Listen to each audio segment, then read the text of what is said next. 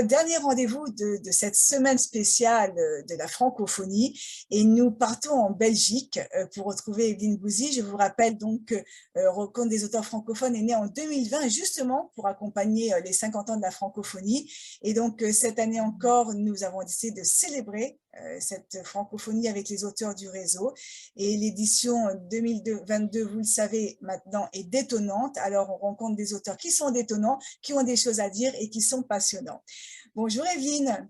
Bonjour Sandrine. Alors donc nous sommes à Bruxelles avec vous. On va commencer par ce qu'on fait avec chaque auteur, à savoir à présenter votre dernier roman, qui est celui-ci, La malédiction des mots. Et donc je vous laisse une petite minute pour nous présenter ce roman. La malédiction des mots, finalement, elle est née du silence, d'un long silence, qui était principalement le silence des miens.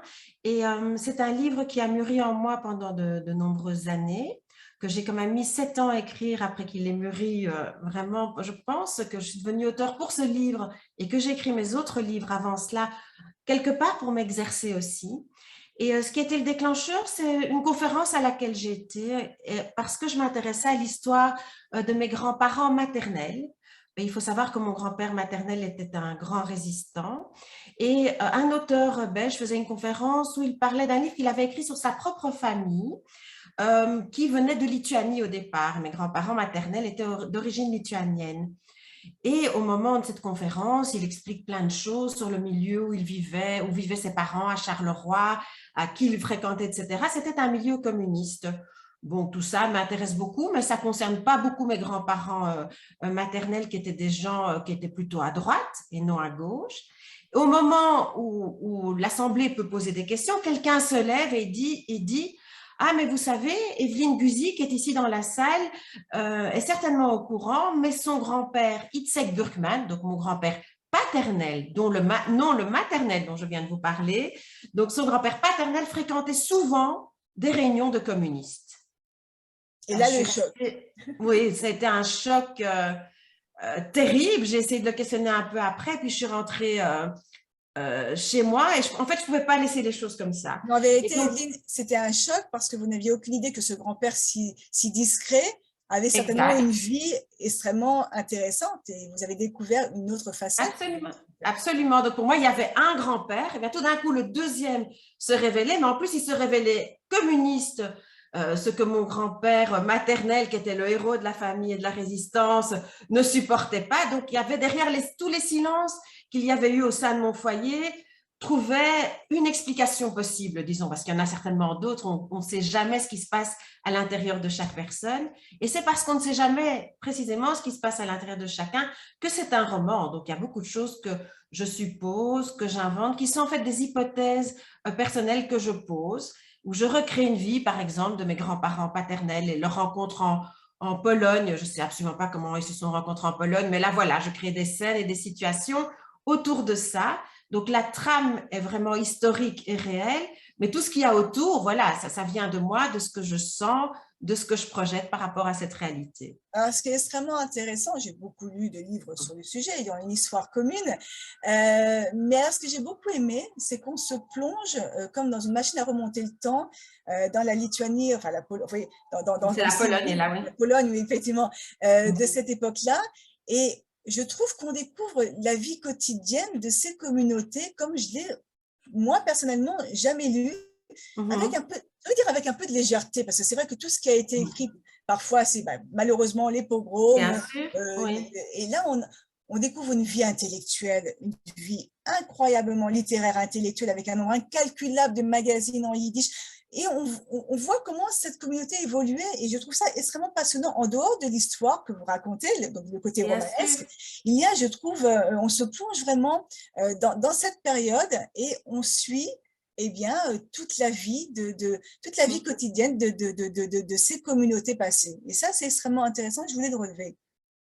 Oui, ce qu'il y a aussi, c'est que quelque part, c'est une façon de sortir toute cette personne de leur rôle de victime. Ça a été des victimes terribles, encore que mes grands-parents sont moins victimes que survivants, évidemment. Nous sommes des enfants de survivants. Mais il y a toute la noirceur de cette époque qui prédomine dans notre imaginaire. Or, il y a sans doute autre chose à imaginer. C'est toute la richesse de la vie qu'ils ont eue là-bas, tout ce qu'ils ont développé aussi comme sens politique pour quitter et pour faire l'exode qu'ils ont fait. Et ça montre aussi que des gens parfois issus de milieux très simples et très populaires posent une réflexion très concrète et très intelligente sur une situation politique qu'elle a leur. Et ça, j'y tiens beaucoup. Ça donne beaucoup d'humilité. Oui, oui, c'est vraiment un livre que j'encourage tous les lecteurs à découvrir. Alors, on va parler un peu de vous aussi. Donc, vous avez consacré votre vie et vous consacrez votre vie à l'écriture et à la communication. Oui. Vous avez publié de la fiction, des essais, vous avez participé à des œuvres collectives, vous collaborez aussi à des revues, vous avez aussi une chronique consacrée enfin, vous aviez eu une chronique consacrée aux écrivains sur les ondes belges. Donc, oui. Le monde du livre, des mots, c'est suite que vous avez choisi parce qu'il s'est imposé à vous un jour? Mais bon, je pense que lorsqu'on devient écrivain, en fait, on l'a toujours été. C'est-à-dire qu'il y a beaucoup de gens qui écrivent, mais des gens qui ont vraiment le besoin d'écrire pour être et s'exprimer et qui se battent pour publier, et qui ont le sentiment d'avoir quelque chose à dire et à donner au moment où ils écrivent, ben, ils sont moins nombreux, ceux-là, parce que ça demande quand même un combat, je pense, quel que soit le pays où on vit, de finalement parvenir à créer des œuvres et à ce qu'elles intéressent un certain public. Donc, ce n'est pas faire de l'écriture un jeu, c'est faire de l'écriture un mode d'expression de soi, c'est un mode d'être, en fait, pour moi. Donc, effectivement, j'écris depuis toute petite. Quand j'étais au lycée, je gagnais ma vie, ou en tous les cas, l'amitié de mes copines, en écrivant leur rédaction, leur poésie. Voilà. Et tout ce qu'on veut. Et j'avais un plaisir fou lorsqu'elles étaient félicitées en classe, même si parfois le regard du professeur se tournait vers moi. Est-ce que c'est vraiment toi qui as écrit ça? Donc voilà, il y a eu des scènes cocasses dans mon adolescence autour de ça. Donc je crois, voilà, c'est mon être au monde est d'écrire, sincèrement. Ce qui ne veut pas dire que j'écris à chaque seconde de ma vie, mais ce qui veut dire que je suis beaucoup en réflexion sur toutes sortes de sujets, et que le jour où je pose ma plume, quelque chose a mûri qui doit naître en écriture. Voilà. Alors, Evelyne, vous vivez dans un pays qui parle plusieurs langues. Hein. Oui. Est-ce qu'aujourd'hui, vous avez l'impression qu'il faut se battre en Belgique pour imposer le français, ou que les choses ont évolué en tout cas? Alors, je ne pense pas qu'il faut se battre en Belgique pour imposer le français. Il y a une littérature francophone de Belgique. On a des maisons d'édition qui sont de petite dimension, mais qui sont dynamiques, efficaces et de qualité. En revanche, je pense qu'il faut se battre quand on est belge pour se faire connaître à l'étranger.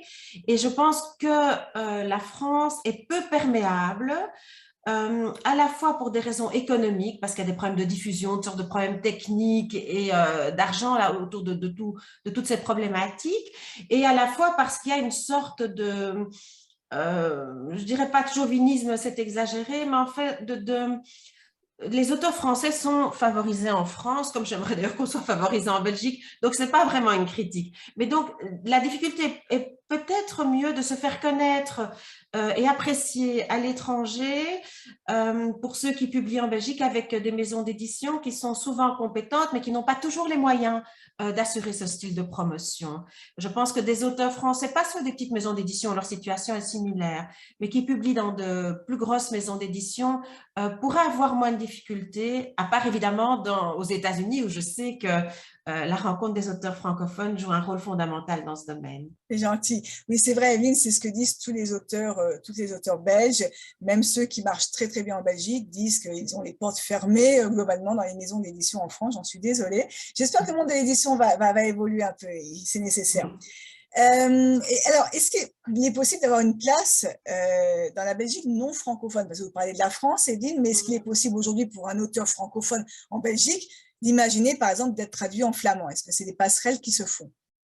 Alors, c'est possible, mais très bizarrement, c'est très difficile. C'est-à-dire que les Flamands, ils vont être diffusés vers la Hollande. Il y a une très, très belle littérature néerlandophone. Moi, je lis des traductions. Je ne suis malheureusement pas suffisamment bilingue pour lire en flamand. Enfin, on a des auteurs fantastiques du côté flamand. On lit leurs traductions. Mais nous sommes peu traduits en flamand et vers la Flandre. Et c'est une chose, je pense, que les éditeurs francophones et néerlandophones devraient vraiment beaucoup améliorer. Donc, parfois, on se lit les uns et les autres dans nos langues ou en traduction, mais par exemple, il n'a pas existé jusqu'à présent de possibilité de traduire mon livre et de le faire paraître dans une édition néerlandophone. Et d'ailleurs, ça n'a jamais été évoqué. On l'évoque pour la première Ouais. fois aujourd'hui Ouais, ensemble. ouais, ouais, ouais. C'est Mais parce que rare, c'est, extrêmement rare. ouais. Oui, voilà. Peut-être parce qu'on a le regard de non belge et qu'on voit la Belgique sans la connaître finalement. Et donc, c'est vrai qu'il y a des questions qui nous paraissent Oui, presque mais elles sont évidentes, mais tout à qui fait ne l'étaient logiques. pas.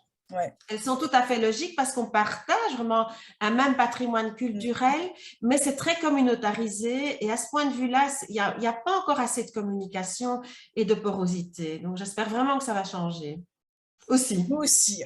Alors, ce dernier roman, c'est pas tout à fait un roman, comme vous nous l'avez expliqué, puisqu'il parle de votre histoire familiale. C'est aussi un hommage pour moi à la culture de vos grands-parents. Est-ce que pour vous, être le fruit d'un mélange culturel, de langues différentes, entendues enfant peut-être qu'on parlait yiddish autour de vous, est-ce que ça a contribué à défendre encore plus la langue française et à aimer la langue qui est la vôtre aujourd'hui?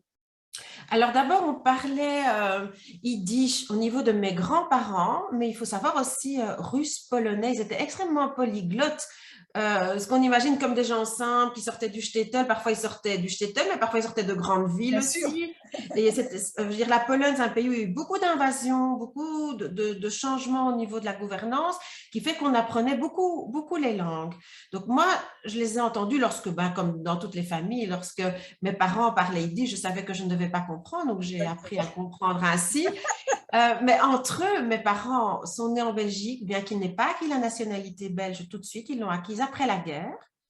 Chose que j'ai apprise en faisant mes recherches, personne ne m'avait jamais dit ça. Ils parlaient français. Ma mère était une femme très lettrée, très amoureuse du français.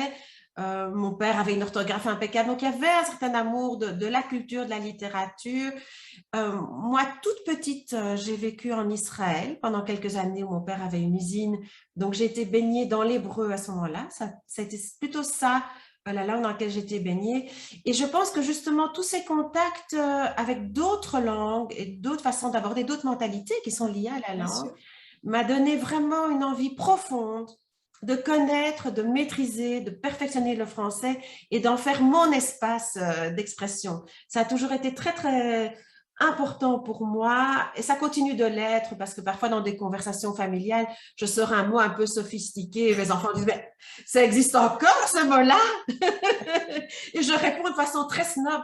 On ne se moque pas de la culture, on se moque de l'inculture. Donc voilà, donc voilà, c'est une blague entre nous. Et donc, je suis contente que assimile, voilà, par ces petites blagues et tout, des mots qui peuvent parfois leur paraître inusités, mais je pense qu'une langue reste vivante lorsqu'on utilise le plus de ces mots possible. Et Il y a ça, c'est même vraiment un de mes ouais, combats. il y a Ouais. un auteur qui m'a raconté que vers l'adolescence, son challenge était d'apprendre un nouveau mot par jour dans le dictionnaire, un mot qu'il ne connaissait Fantastique. pas.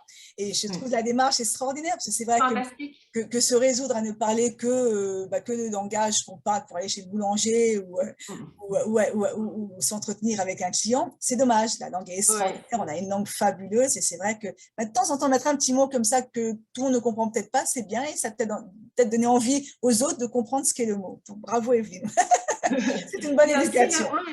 il y a le fait que la littérature, c'est pas la communication. Moi, j'ai beaucoup travaillé dans la communication Oui. et rédigé beaucoup de vulgarisation pour des brochures d'intérêt général. Donc, je sais ce que c'est communiquer et parler un langage avec des phrases courtes et des mots imagés que tout le monde comprenne. Mais quand on fait de la littérature, c'est pas ça le jeu.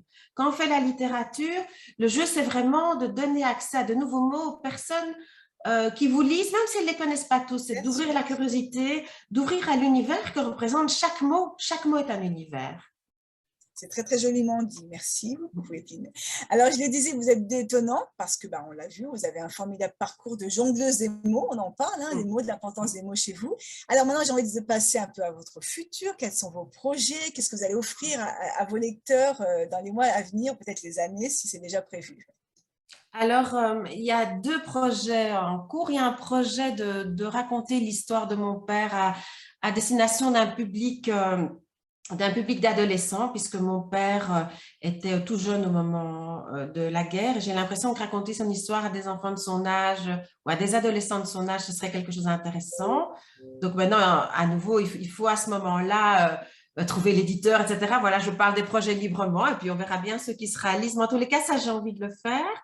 Et il y a un deuxième projet pour lequel j'ai été invitée par une maison d'édition à publier quelque chose qui va autour de mon ressenti de la Belgique.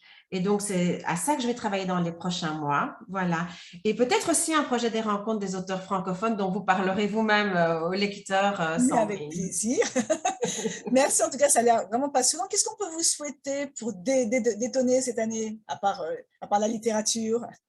Eh bien, je vais me situer sur le même terrain que le vôtre en parlant des différents pays, des différentes cultures. Pour détonner cette année, je voudrais avoir la même expérience que j'ai eue lorsque je suis venue vous rendre visite voilà, dans la région de Miami et d'avoir encore l'occasion de pouvoir présenter mon travail dans d'autres pays qui seraient intéressés. Donc, par exemple, ce dernier livre parle de la Pologne, parle d'Israël, voilà, parle évidemment de la Belgique où j'ai encore des présentations prévues. Donc voilà, d'avoir l'occasion de porter cette histoire et ce message qui est finalement un message d'optimisme, de lumière qui vient du fond de l'obscurité dans d'autres pays encore et qui sait d'avoir l'occasion d'être traduite justement.